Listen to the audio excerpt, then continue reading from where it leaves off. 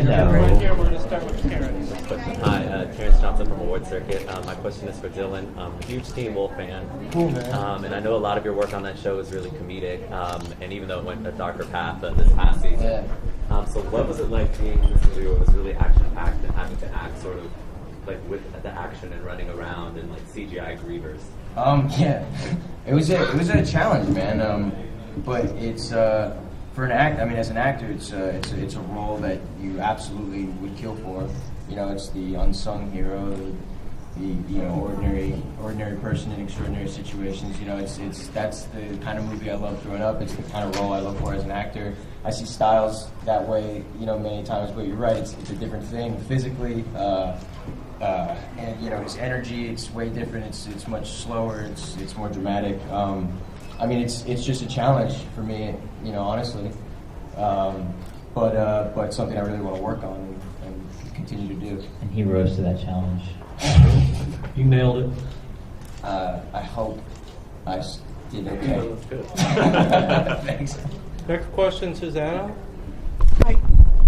What do you think is driving the current fascination with young adult post-apocalyptic novels and movies? Jennifer Lawrence. How could that not spawn a franchise? I don't know. It's interesting. I think basically young people like being treated like adults and not being pandered to. And the post-apocalyptic thing is kind of a separate issue, I think. And I think our movie, Maze Runner, you don't know it's post-apocalyptic. It's not. You couldn't even really describe it that. It's more Lord of the Flies than it is, say, End of the World. Spoiler, you know. The second movie's more of that. But I think that's the approach we took. And honestly, I will say that I tried to make something outside of the YA thing. I didn't try to box myself in with that. It's just a movie that has young people in it dealing with very kind of, you know, adult situations, you know, and taking it as seriously as possible and make sure there's a lot of honesty and truth there, and at the same time having a lot of fun doing it, you know. So that's what we set out to do. I was just going to say, speaking kind of on behalf of the acting department with Dill, it's like I sort of reject the term young adult for two reasons. One, because I feel like it's slightly patronizing to young audiences to suggest that they're confined to watching sci-fi drama. I don't think that's fair. But secondly, and more particularly to Maze Runner, I feel like other films in the same kind of bracket, you know, that you would consider YA, slightly have the balance different to I think the Maze Runner. I think they put action and adventure and the visuals at the forefront, and character and the emotion kind of takes a back seat. And with this, there's a real kind of integrity to the characters. Dylan heads up, you know, what is just an awesome list of performances from the cast, and you know, the integrity of the characters and their emotional relationships are really kind of form the core of this movie, and I think people are going to be surprised by that. Yeah, a lot of emotion. All right. Our next question is from Tyler.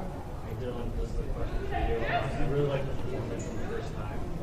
Oh, thanks, man. And Cool. I see this as your first leading blockbuster movie. Was there a certain mindset you went into going into this? And what do you feel about being positioned as such a Katniss for the male audience? Luckily, I haven't thought about it like that. Holy crap. No, I honestly never thought about it like that. You know, these things always, you know, they always get blown up, it seems, after we've done the movie, and, you know, now it's like, something's vibrating. Someone's text. One of your recorders. That'd be awesome. I honestly, you know, our movie, it was such a small movie, especially for a film like this. Like, we had the smallest scale, budget, time. You know, we were restrained by a lot of things, so it never felt like this was the next Hunger Games. Like, we were doing I'm the next Katniss. It really never. I never felt the weight of that at all, and I still don't. I don't think, you know. I think that's not. You're a dude too, as well. I also am a man, a boy, a guy. A young adult. I don't know, but you know, with all that said, I'm very excited to, you know, to have this one be mine. You know, I mean, I really feel close to it. We all do. We love the story. You know, we fell in love with James's book, and and then we just like the entire process. It was insane, like what we all went through out there together. You know, just battling conditions and just things like the budget, like I was talking about, and time, and we just made it happen. And now everyone, you know, the first question I get now, funny enough, is always, you know, how does it feel to be in such a big movie? And I'm like, cool, we made it seem that way. That's awesome. We are planning a Thomas versus Katniss film a few years down. Like the grudge match sort of situation. Nice. I think she could kick my ass. Yeah. Oh yeah, she was. Sandro, next question. Will, in the wake of your BAFTA and MTV awards and the success of We're the Millers, how does your career feel in a different place and your whole position different from even a year ago? You make me sound a lot cooler than I am, man. That's very nice of you. Yeah, I don't know. It's funny. All that stuff is really lovely, and it still feels like some administrative errors went down. But I'm very grateful. You know what was coolest for me, and the kind of thing that I sort of try and keep as my focus is you know, working with great people. And I'm sat with 3 of them right now. But being involved in projects that you know, have heart and have you know, have a sense of real about them. And I think on face value, on paper, people might not expect that that's what this project is, but it fully is. And you know, I'm very, very grateful to have been involved in that and to have played, you know, a part in making it happen. But yeah, off the back of the things you're talking about, I mean, nothing's really changed. And the term Hollywood, I just don't think applies to me, because I still live in West London with my mum. So nothing's really changed from that perspective. But yeah, I'm excited to you know, carry on this Maze Runner journey with these guys, and I hope it's a long journey as well, because this man's got a lot of thoughts and a lot more in him. Yeah, I will say I'm really excited to see what happens with people seeing Will now, especially after We're the Millers, to see kind of Will's range. This is a very different character for Will, much more serious, much more kind of a hard edge to him. I think people are gonna like him. Oscar or nothing this time. Natasha. Hi. This question's for Wes. Just wondering, what's the pressure been like for you to make not only a successful book to movie adaptation, but you know, they do term it YA, you know, books, but you know, basically for the fans, what's the pressure been like for you? It's actually been a really good pressure, because you know, I have something to aim for, essentially. You know, try to you know, people like the book, and I was a fan. I mean, I was a fan of that book, so I just attacked it from that point of view, trying to make sure that we were true to that spirit that James created, and that sort of sense of adventure and a kind of a sense of truth to like the world itself. So the only pressure really was just trying to execute sort of the perfect movie I had in my head on the screen. And you know, like what Dylan was saying, we had a lot of challenges, but it was a fantastic experience actually, because you know, Dylan and Will and all the rest of the cast, all my crew, everybody, we were just all in it 100%, trying to just make a cool movie together. And we had, you know, it was not easy. Making a movie in general is not easy, but because we were all in it together and had a really unique kind of bonding experience, we were all, you know, had a really great time making it, and I think that shows up inside the movie, you know. So it's really, honestly, it's been the best kind of pressure. It's just the pressure that drives you to make something really good. So. Fabian. Yes, I have a question for Will. Have you heard back from Jennifer Aniston after the joke you made at the studio? You didn't think I was a real text? No, I haven't heard from Jen. No. I don't think I will. I think that's unlikely. Yeah, exactly. Oh, hold on. Yeah. Can you do it again? Yeah, just the whole thing with your phones. Oh, she's texting you. Yeah, no, I haven't. I don't think I will. So you don't text her at all? We don't text. No, I don't say we do.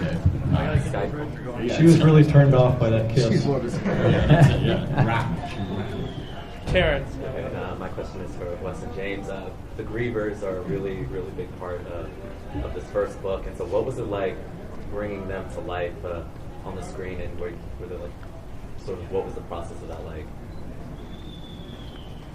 Well, all I will say is their vision perfectly matched mine. I feel like they took the Grievers from the book and made them even better. And it's going to be a big hit with my readers. Yeah, I think it's a unique design. I think hopefully, I'm hoping that it will be monsters that stands out from all the rest. But you know, I took what James described in the book was biomechanical and nasty and scary and metallic and all these things, and came up with a design with some of my artists to that would be really fun to animate, basically. So it's freaking awesome. Yeah, I've read the we've got some really great people working on it too. There's a guy named Eric DeBoer for our VFX studio, Method Studios. They brought Eric DeBoer on, who was the guy behind the Life of Pi Tiger. So we've got some really serious guys working on making this thing absolutely believable and cool. So fingers crossed, people like it. Hi, I'm Mark with Maddie P Radio. My question is for the author. Who do you write for? Like, do you set out to say, I'm going to do a young adult novel, or does it just kind of turn out that way? What's your kind of thought process on that?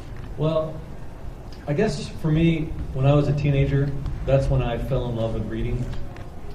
Stephen King was my young adult section, and it's always stayed magical to me, just that time period of my life in terms of storytelling. And so when I write, I think I just naturally go to what I would have loved at that age, but I never ever think about the age of my audience. I don't ever write down, I don't ever think, oh, this is too much for them, this is too big of a word. I mean, I think that's why it has crossed over to so many adults, and I just write the coolest thing I can write. Same thing with the movie, actually. I mean, you make the movie for the kid and everybody, you don't make it for kids, so we tried to treat it from a very serious point of view, just like James did, and, young people dealing with adult situations. Gonna go right here. So you mentioned that the movie's going to be incredibly emotional, and so of course with emotion often comes music. Is there a role that music played, whether it's like the creation of it, getting into your characters, and or is there just going to be a banging soundtrack anyway come along with it? I'm a big soundtrack buff. Yeah. I love soundtracks. I mean, that's all I listen to since I was 16 years old. That's really all I listen to in the car. TS, you can talk about it. You drove up with me today, and all I play is soundtracks. Space Jam soundtrack? Yeah, so, exactly. Yeah, John Paisano was one of our composers, and he's a guy that, he kind of got his training from John Williams. And then he went off and worked with Hans Zimmer for a while, and then was handpicked by John Powell to do the TV show version of the How to Train Your Dragon stuff. So this guy got a really eclectic mix of kind of that old school kind of classic film sound where music becomes a character in the movie and it supports the emotion, but it also has this kind of modern edge to it that's kind of hip and cool and sweet. So I'm excited for people, especially soundtrack buffs, to kind of check out the score. There's some really cool tracks in there. So one of my happiest moments during this process has been when I told Wes, because I write to soundtracks, everything from Lord of the Rings to Aliens to you name it, and I said, we're not going to have one of those typical pop song soundtracks, are we? And he said, no, we're going full epic orchestral score. And I was lucky to go to the studio when they filmed the music or scored whatever, and it blew me away. It's awesome. It's very, really good. very awesome. We try to do a really good job with it. We have time for one more question. So because you brought up soundtracks, I was wondering if you could tell us what your favorite soundtracks are. Jurassic Park would be a high one. That's right. I mean, it's huge. It's fantastic. Oh man, I have so many. I love Superman. Aliens has an awesome soundtrack. Aliens is good. Really creates a good mood for writing. And also, there's this one score you gotta check out. It's called Maze Runner. It's fantastic. I'm gonna go with the Bourne trilogy, or I don't know what it is now, but I love that. That's the violin in there is genius, and I love that. I know Dylan's favorite is La Bamba. That's a good one. The last Superman was really good, actually. The last one, Hans Zimmer, did a good job on that one. Thank you very, very much.